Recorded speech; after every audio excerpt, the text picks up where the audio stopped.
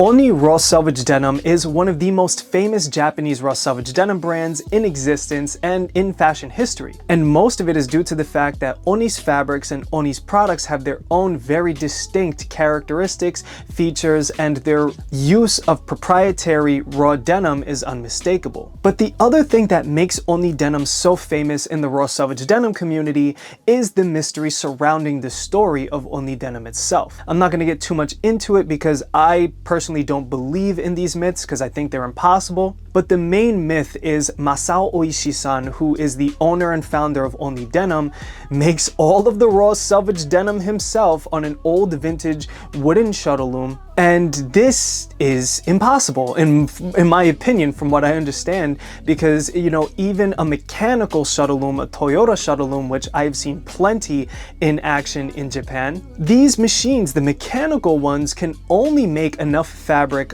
for about like what, 12 to 16 jeans per day, from what I understand. But putting all the myths and stuff aside, ONI is famous particularly for one specific fabric, being the ONI secret denim, which is a very heavily green casted denim, which I believe is achieved through a mixture of sulfur underdyes and some other secret techniques when it comes to dyeing and weaving that even I don't know. The secret denim from ONI comes in quite a few different variations.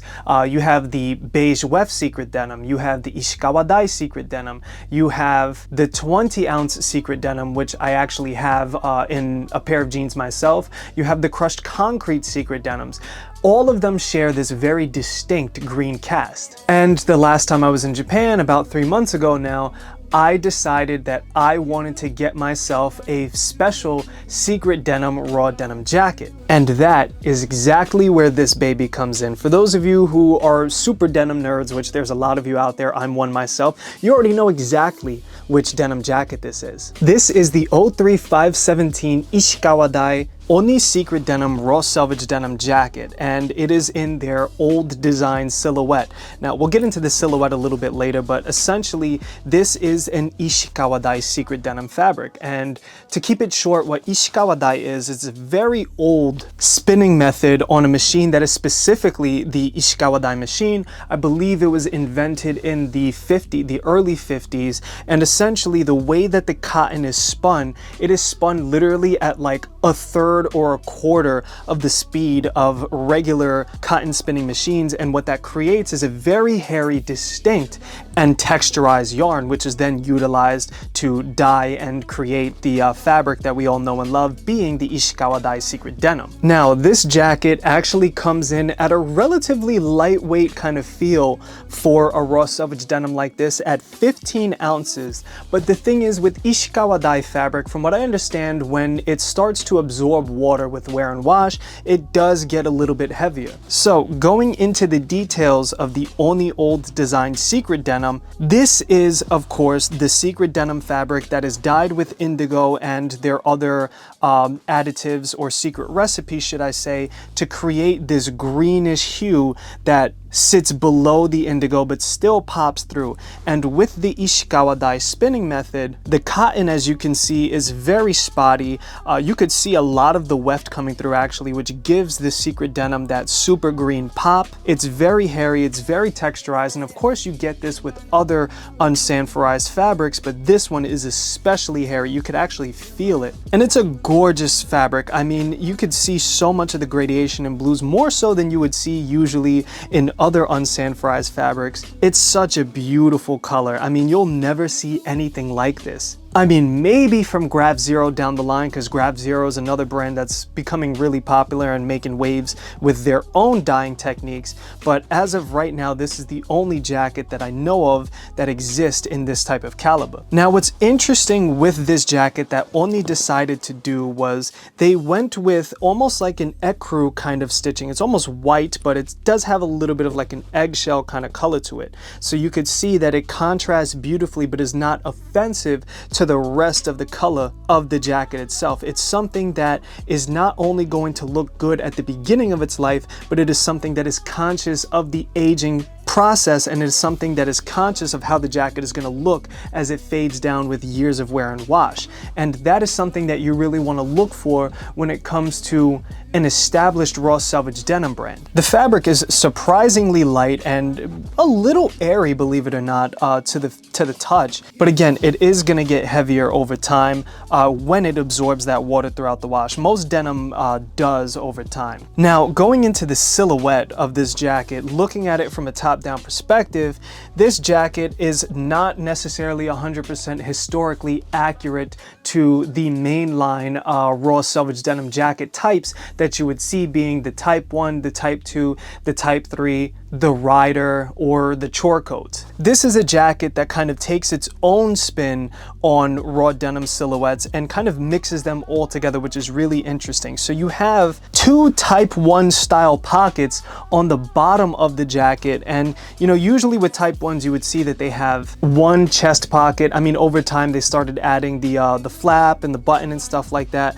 but from what I understand, the absolute originals did not have any sort of flap or anything on the pocket. It was just open. And then with the Type 2s, they added the second pocket, of course, but they added the button and the flap. This kind of mixes those together, and it takes the inspiration with the two pockets and places it towards the bottom of the jacket, almost like a chore coat silhouette, which is really interesting. I wouldn't have ever expected something like this, but it is such a simple design, and it's almost like a no-brainer design. The pockets, of course, are riveted, which is gorgeous, and they are quite sizable. So this is great because if you carry a lot of crap like I do, then these pockets are definitely going to do you justice. Again, what's also interesting about this is they decided to take the inspiration from the original Type 1 and Type 2s, and they did do the box pleats on the front. But the box pleat, I'm actually just noticing now as we're going through the video, the box pleat stitching is in a very distinct yellow, which I did not notice before. That's actually really cool that they went and did that. I wonder why they decided to do that though. Overall, I love the way that box pleats fade down. They fade down so beautifully over time, which is why I prefer the Type 1s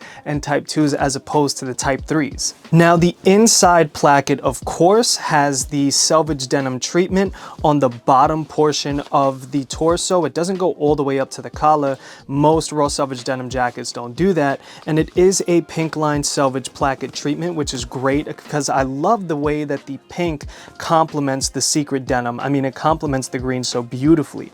Going to the sleeves, you will notice that the sleeves are also chain stitched where the sleeve meets the cuff piece, and the cuff itself actually also has a selvage ID treatment, which you really don't see from most raw denim jackets at all, even Japanese brands. I think the only brand that I know that does this regularly is Nudie Jeans, if I'm not mistaken. No, that's not a Japanese brand, but they do use Japanese textiles.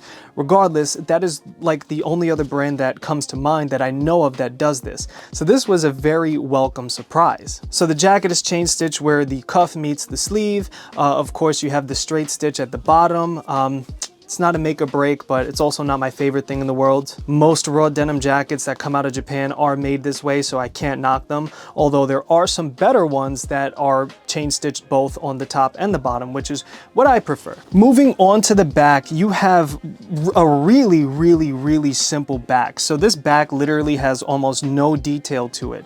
It's incredibly minimalist. You don't even have a yoke piece on the back panel. You don't have a center seam on the back panel. You don't have pleats on the bottom of the back panel where there usually would be on the Type 1 and Type 2s, and you don't have a back cinch. It is just fabric, and that's it. And you know, it's interesting because I've never seen a jacket constructed like this. Admittedly, I would imagine it's quite hard to do because you have almost no room for error in the patterning, but it is going to create an interesting kind of fade or gradation in the fabric itself, although I do miss the yoke seam because those historically do fade beautifully over time, and I would have loved to have seen that. Much like the yoke seam that you'll see on the front, it's also going to fade over time, but the back, you know, it's just relatively barren. So it's a nice jacket. It might not be my favorite back style, but the front is just gorgeous and the fabric is gorgeous too. So I do like this jacket. I will say that this is the first piece from ONI that I don't particularly love. I don't like how small